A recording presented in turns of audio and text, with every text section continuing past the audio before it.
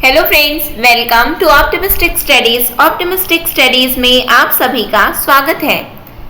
तो आज की क्लास में हम देखने जा रहे हैं शिक्षक भर्ती के लिए जो आपका वर्ग 2 है शिक्षक। तो उसके लिए आज की ये हमारी साइंस की पहली क्लास है।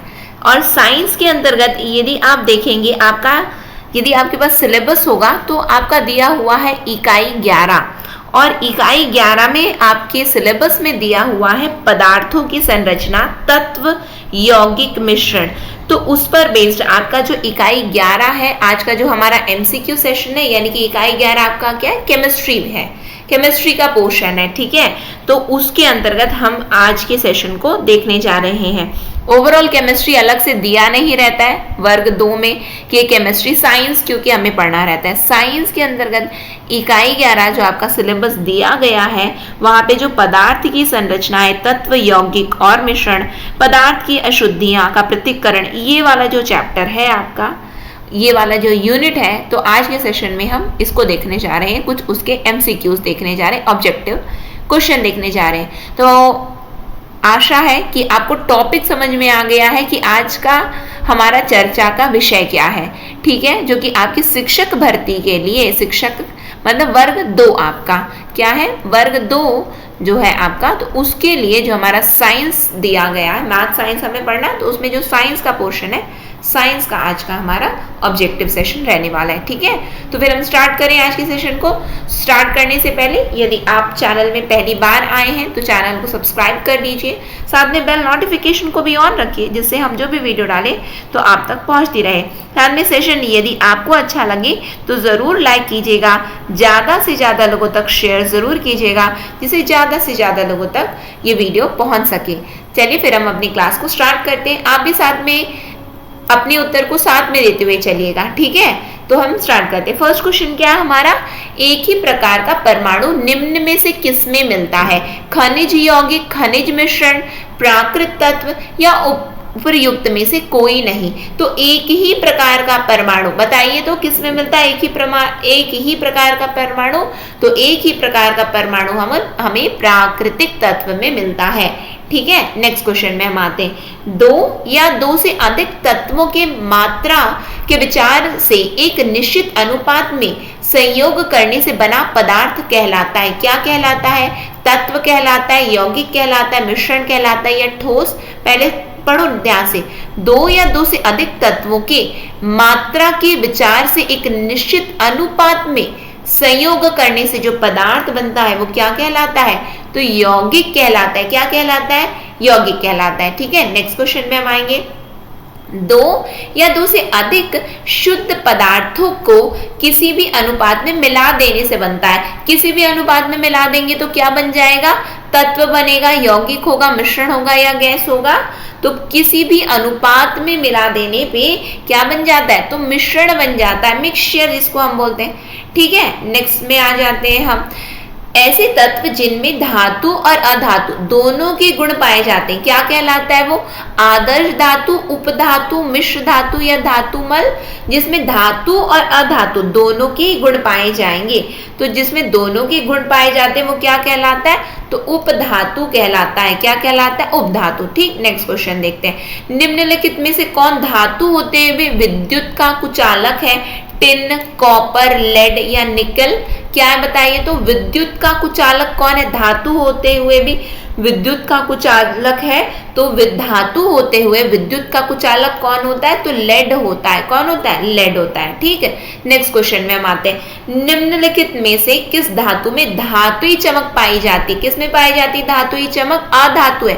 निम्न में से किस अधातु में धातुई चमक है? ग्राफाइट में, आयोडीन में, उपयुक्त दोनों में या इनमें से कोई नहीं? बताइए तो किस में कौन सा अधातु है लेकिन उसमें धातुई चमक है? तो कौन सा है वो? तो ऑप्शन नंबर सी, यानी कि ग्राफाइट में भी रहता है और आयोडीन में भी रहता है, दोनों में ही रहता है। ठीक है, नेक्स्ट क्वेश्चन। निम्नलिखित में से कौन उपधातु है? आर्सेनिक है, बिस्मिथ है, एंटीमनी है या इनमें से सभी है? बताइए तो उपधातु है। और उपधातु का हमने देख लिया कि धातु और अधातु दोनों के जिसमें गुण पाए जाएंगे वो उपधातु है। तो कौन सा इसमें उपधातु है? तो ये सभी उपधातु है, क्योंकि आर्सेनिक में भी वो धातु अधातु दोनों गुण पाए जाते हैं, बिस्मिथ भी वैसे ही और एंटीमनी भी है, तो दोनों ही है ये, ठीक है। यानी कि इनमें से सभी हमारा करेक्ट आंसर बनेगा यहाँ पे। निम्नलिखित में से कौन एक यौगिक है पूछा जा रहा है, बताइए तो कौन एक यौगिक है? वायु, पारा, ओजोन या अमोनिया? यौगिक पूछा गया है हमसे।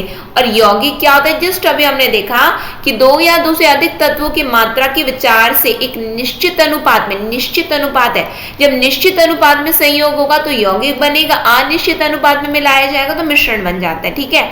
अब हमसे बोला जा रहा है निम्नलिखित में से कौन यौगिक है? तो यौगिक वायु होती है, पारा होता है, ओजोन होता है या अमोनिया?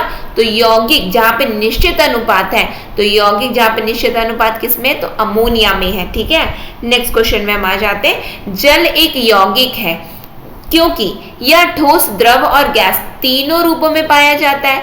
इसमें हाइड्रोजन एवं ऑक्सीजन होती है। इसमें रासायनिक बंधों से जुड़े हुए दो भिन्न तत्व होते हैं। यह रासायनिक साधनों द्वारा दो सरल पदार्थों में तोड़ा जा सकता है। यौगिक है, निश्चित अनुपात है, बताइए तो इसमें क्या होगा? तो यौगिक, जल एक यौगिक है, क्यों? क्योंकि इसमें रासायनिक बंधों से जुड़े हुए दो भिन्न तत्व होते हैं। क्या होता है? दो भिन्न तत्व होते हैं, ठीक। नेक्स्ट क्वेश्चन में हम आते हैं। सुमेलित करना है हमें, सूची 1 को सूची 2 से मिलाना है, ठीक। तो बताइए, हीरा दिया है, हीरा, संगमरमर, रेत, बालू, माणिक्य, कैल्शियम, सिलिकॉन, एल्यूमिनियम, कार्बन दिया हुआ है। अब हमें कूट दे दिया गया, कूट को देखिए, फर्स्ट ऑप्शन क्या दिया है? ए का 1, बी का 2, सी का 3, डी का 4, या 4 1 2 3, या 4 3 2 1, या 3 4 1 2। बताइए तो करेक्ट आंसर क्या होगा हमारा यहाँ पे? अपने से बताइए, मैं थोड़ी देर चुप हो जा रही हूँ इसलिए।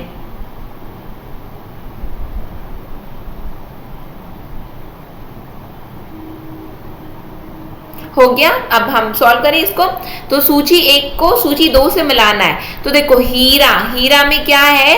तो हीरा की यदि हम बात करें तो कार्बन, क्या होगा? हीरा का कार्बन रहेगा, ठीक है।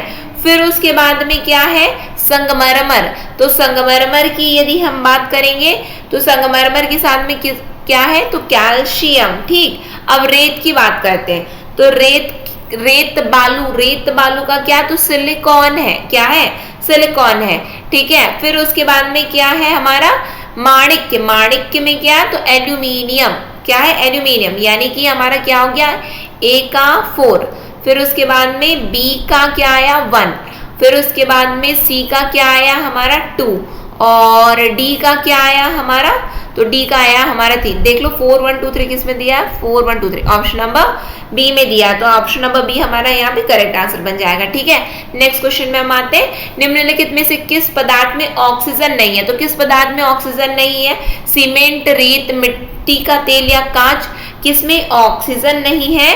तो मिट्टी के तेल में ऑक्सीजन नहीं है, ठीक है। मिट्टी के तेल में ऑक्सीजन नहीं है, केरोसिन ऑयल, ठीक। नेक्स्ट क्वेश्चन में हम आ जाते हैं। कौन सा पदार्थ 3 अवस्थाओं यानी कि ठोस, द्रव एवं गैस में पाया जाता है? कौन सा पदार्थ?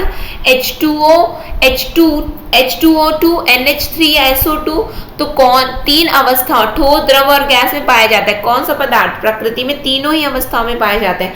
तो तीनों ही अवस्थाओं में पाया जाने वाला क्या? तो वाटर, H2O होता है कि नहीं? ठोस, द्रव, गैस सभी में होता है। वेपर के फॉर्म में उड़ जाता है, द्रव के फॉर्म में रहता है, ठीक है, लिक्विड जो पी रहे हैं, और ठोस रहता है जब आइस हो जाता है तो H2O हो गया, ठीक है। नेक्स्ट क्वेश्चन हमसे क्या पूछा गया? स्टेनलेस स्टील एक मिश्र धातु है जबकि वायु है, क्या है? वायु मिश्रण है, यौगिक है, तत्व है या विलयन है? क्या है? Stainless steel. तो स्टेनलेस स्टील हमारा मिश्रण होता है, क्या होता है? मिश्रण होता है। मिश्रण मतलब कि अनिश्चित अनुपात में जुड़ेंगे। नेक्स्ट क्वेश्चन हमसे पूछा गया, निम्न में से कौन ना तो तत्व है और ना ही यौगिक है? तो क्या तत्व भी नहीं है, यौगिक भी नहीं? वायु, पारा, जल या सोडियम क्लोराइड? तो यहाँ पे हम देखिए ना तो तत्व है और ना ही यौगिक है, तो वायु ना तो तत्व है और ना ही यौगिक है। ठीक है, नेक्स्ट क्वेश्चन में हम आते हैं। पदार्थ की चतुर्थ अवस्था क्या होती है? ठोस होती है, तरल होता है, प्लाज्मा होता है या गैस होता है? बताओ तो। तीन अवस्था तो हम जानते हैं, ठोस, तरल और क्या क्या होता है, सॉलिड, लिक्विड और गैस होता है। ठीक है, ठोस, द्रव और गैस होता है। अब वो चौथी अवस्था कौन सी होती है? तो चौथी अवस्था होती है प्लाज्मा की होती है।